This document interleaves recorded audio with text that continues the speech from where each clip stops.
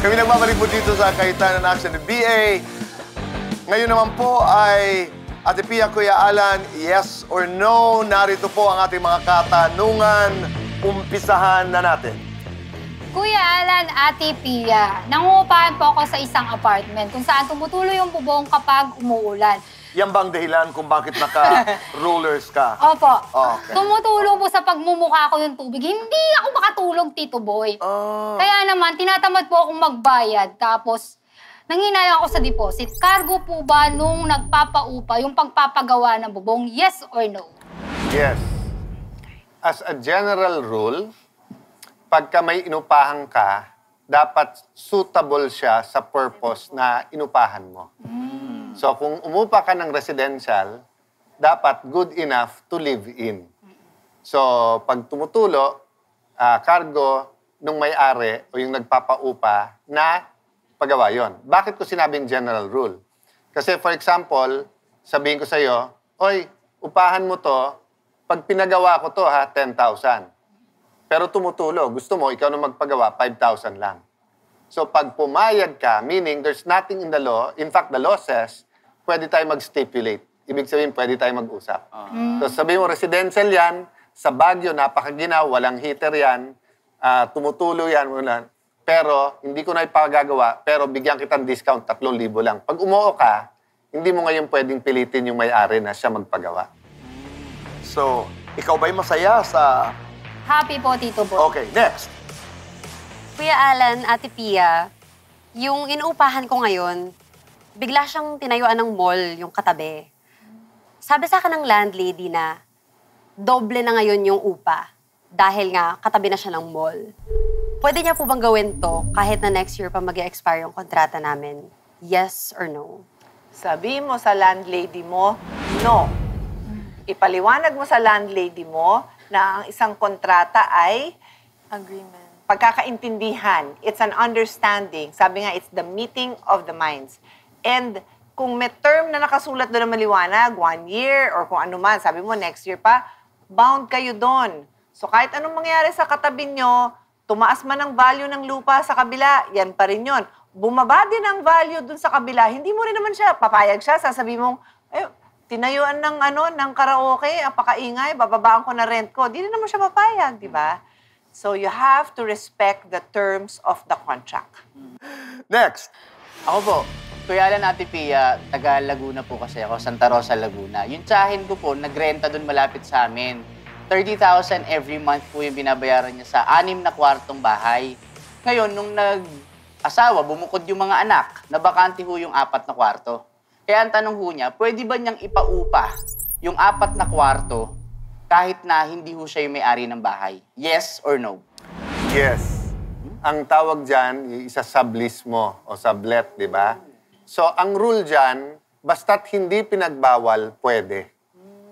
So, kung halimbawa, yun nga, may lupa ako, malaki, 1,000 square, o yun, may bahay, 5 kwarto, nirentahan ni Kuya Boy. Kung hindi ko nilagay doon na bawal to sublet or bawal to sublease, pwede mong gawin. Hindi ko alam yun. Oh, akala ko bawal. Kasi naririnig ko yan sa mga kwentuhan, di ba, na residential ito, at saka nag-uupa ka lamang ng bahay. Bakit ka nagpaupa?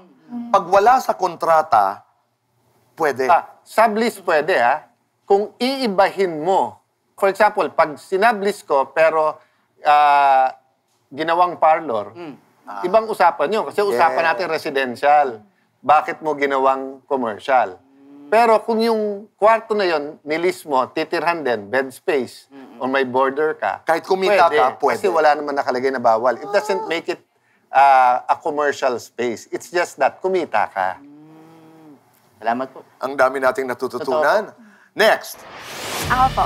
Kuya Alan, Ate Pia, so nagre-renta rin po kasi ako ngayon. Tapos 10K monthly po yung binabayaran ko.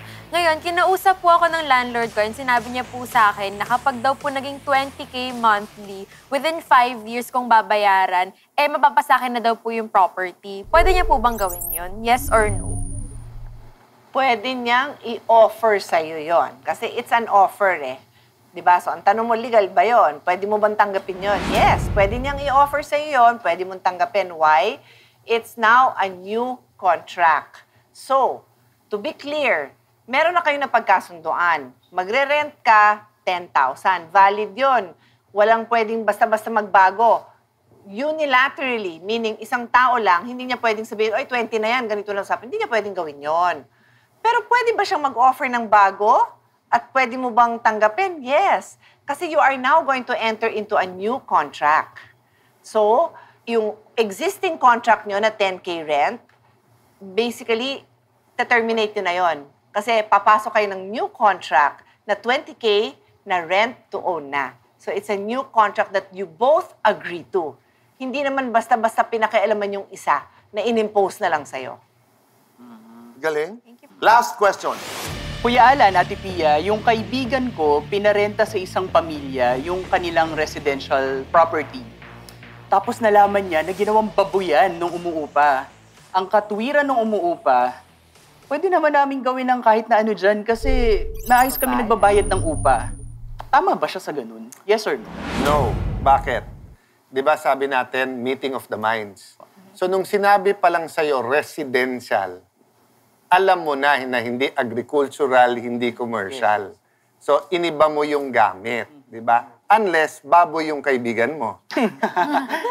So, nung nangontrata siya, titirhan niya, so kaya baboyan dahil residential ng baboyan.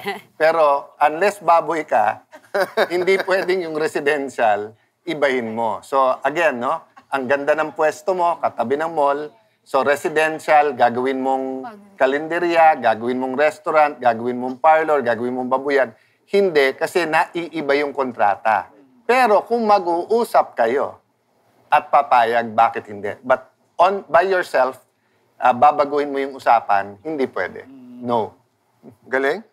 Maraming salamat, Maritim. Napakatatalino ng inyong mga katanungan. Pero sigurado po ako na kung kayo'y nag-uupa po sa kasalukuyan, maraming nahagip na katanungan ngayong gabi. And kung ikaw ay naglilis, nangungupahan ka, ilagay nyo pa rin sa papel. Kung ikaw po ang nagsasabing ikontrata, huwag magagalit yung isa. Kasi protection yung pareho yun. Ang usapan ay residential, hindi babuyan. Walang babuyan na magaganap po sa ating pagbabalik dahil lahat mananalo. Walang uuwi na walang regalo at may mga mananalo ng 10,000, 5,000, 3,000, 2,000 pesos. Magaganap po ang Alan Pia Pick sa pagbabalik ng...